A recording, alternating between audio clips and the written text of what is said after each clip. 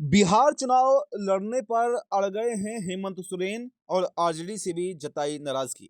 जी हां दोस्तों, इस वक्त की बड़ी खबर हेमंत सोरेन को लेकर आ रही है क्योंकि बिहार चुनाव नजदीक है और पिछले ही साल आपने देखा कि झारखंड में भी चुनाव हुआ और हेमंत सोरेन की जेएमएम ने यहां पर गठबंधन में चुनाव लड़ा जिसमें आरजेडी को भी सीटें दी गई, कांग्रेस को दी गई और आरजेडी ने सीटें जीती भी। लेकिन अब जब हेमंत सोरेन बिहार चुनाव लड़ने की इच्छा जता रहे हैं और कह रहे हैं कि हमारा वोट बैंक जो है वो बिहार के अंदर है, तो आरजेडी उनको सीटें देने को तैयार नहीं है। तो ऐसे में सवाल ये बनता है कि क्या हेमंत सोरेन अब कोई बड़ा उलटफेर करेंगे?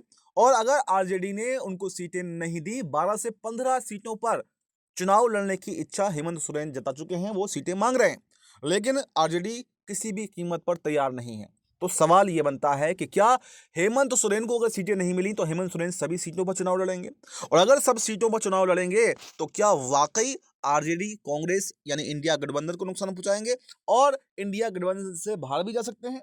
और सवाल यह भी है कि क्या जो शामिल है आरजेडी कांग्रेस झारखंड की सरकार में, क्या वहां से भी उनको अलग कर दिया जाएगा, यानी कि गठबंधन पूरी तरह से तहस नहस हो जाएगा? ये तमाम सवाल बन रहे हैं। या फिर यहाँ पर प्रेशर में आकर तेजस्वी यादव को हेमंत सोरेन को सीटें देनी ही पड़ेंगी? देखिए, लगातार हलचल तेज है।